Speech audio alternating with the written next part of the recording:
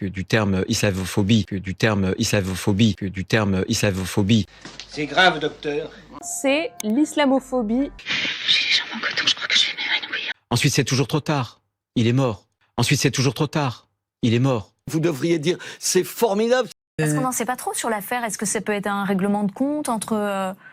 Est-ce que ça peut être un règlement de compte entre... On n'en sait pas trop sur l'affaire. Est-ce que ça peut être un règlement de compte entre... On le voit rencontrer un croyant, habitué des lieux, puis entrer dans la salle de prière. C'est là qu'il lui assénera des dizaines de coups de couteau, d'abord par derrière. On m'a recommandé la prudence. Il filme ensuite la scène avec son téléphone et profère des injures contre Allah. On a eu un débat surréaliste dans l'hémicycle avec Aurore Berger qui refusait ce terme-là. Du terme islamophobie.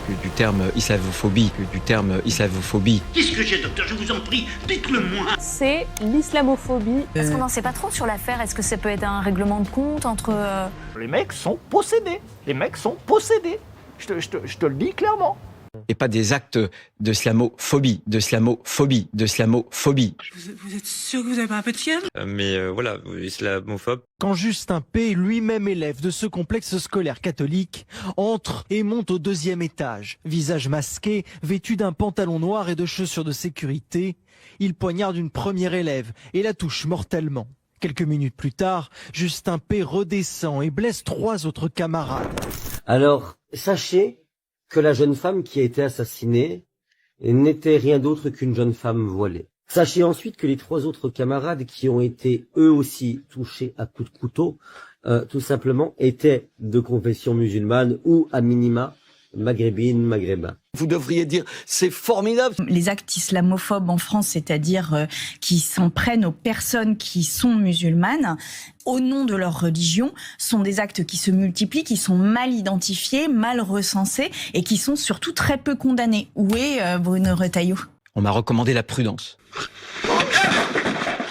On le voit rencontrer un croyant, habitué des lieux, puis entrer dans la salle de prière.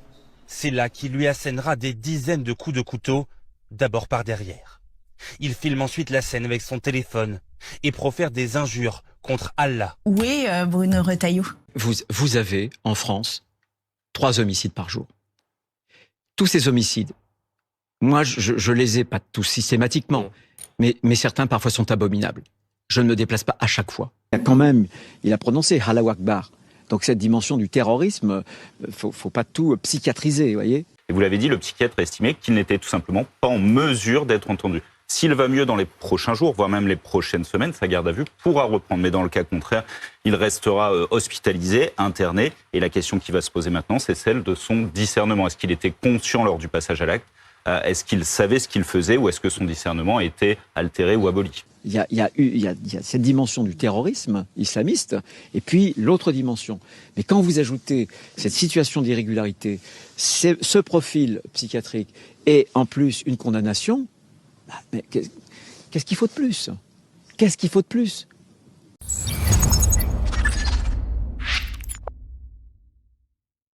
Il n'avait pas fait après Mulhouse et d'autres attentats terroristes islamistes, quoi que je sache, un certain nombre de manifestations.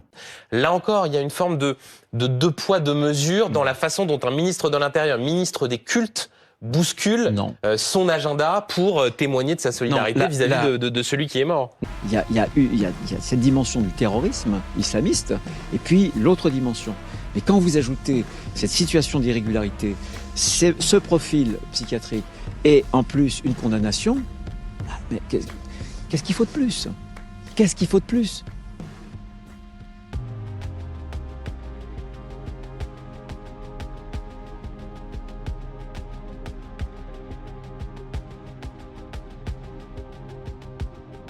Les mots, ils sont plus assassins. C'est les mots d'abord qui arrivent avant que les armes ne parlent. Les mots sont très, très, très puissants.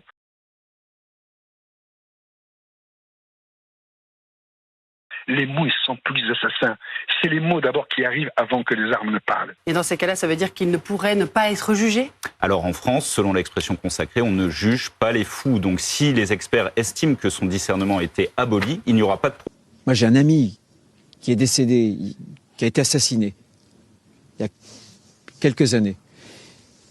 Celui qui l'a assassiné, il est resté plus de 10 ans, irrégulièrement, sur le territoire.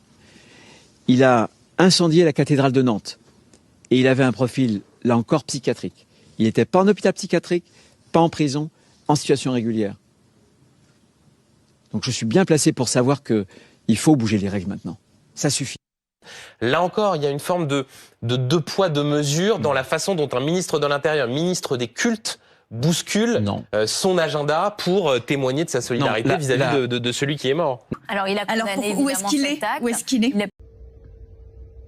Bonjour. Merci, je le vois, les autres sur des plateaux, en train de m'expliquer, je vais jusqu'au bout, en train de m'expliquer ce que c'est que ma religion, avec une haine extraordinaire. On est en train de tenter de retrouver les liens familiaux que cet individu avait.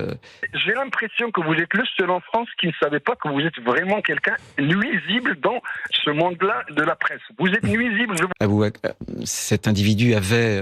Et lorsque vous avez enfin pris la parole, vous n'avez même pas été capable de prononcer son nom. Cet individu avait. Écoutez, je viens d'avoir mon assistant et il y a un malade qui nous fait de l'allergie.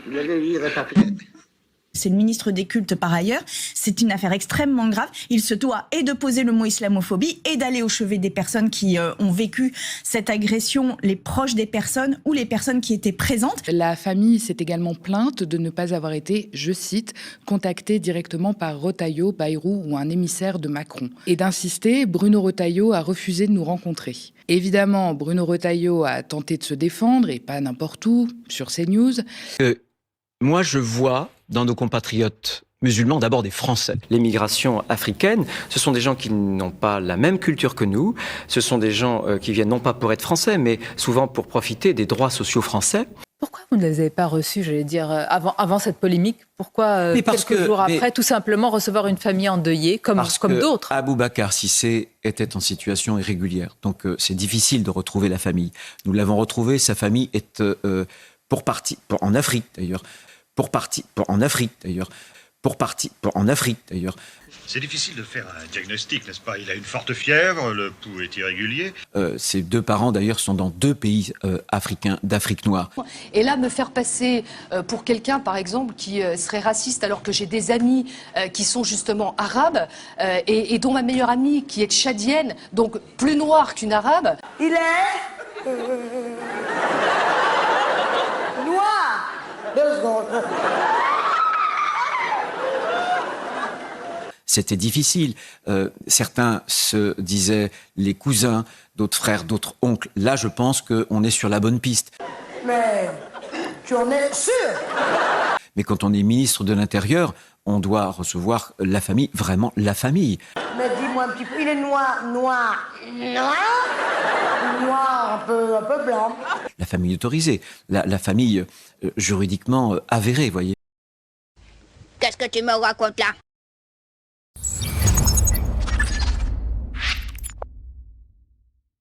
Le bon côté des choses, il a enfin arrêté d'appeler Aboubacar Cissé l'individu. Il prononce désormais son nom en entier. Je trouve ça choquant. Morano. Et c'est choquant aussi, vous savez pour qui?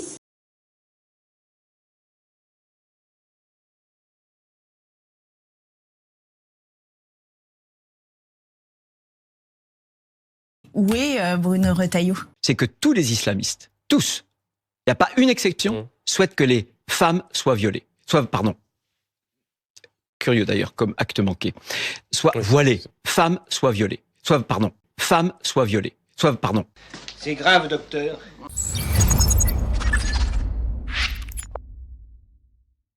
Il n'a en revanche pas pu s'empêcher de faire étalage du statut administratif d'Aboubacar Cissé, en situation irrégulière, dit-il, pour justifier qu'il n'ait pas rencontré la famille, que les députés ne semblent pourtant pas avoir eu tant de difficultés à retrouver. Ah là là, si seulement Bruno Retailleau était le premier flic de France, il aurait accès à tous les moyens de renseignement pour rapidement localiser une famille en deuil, même en Afrique noire, où tout le monde semble cousin. Mais dis-moi un petit peu, il est noir, un peu blanc. Vous devriez dire, c'est formidable. Ensuite, c'est toujours trop tard. Il est mort.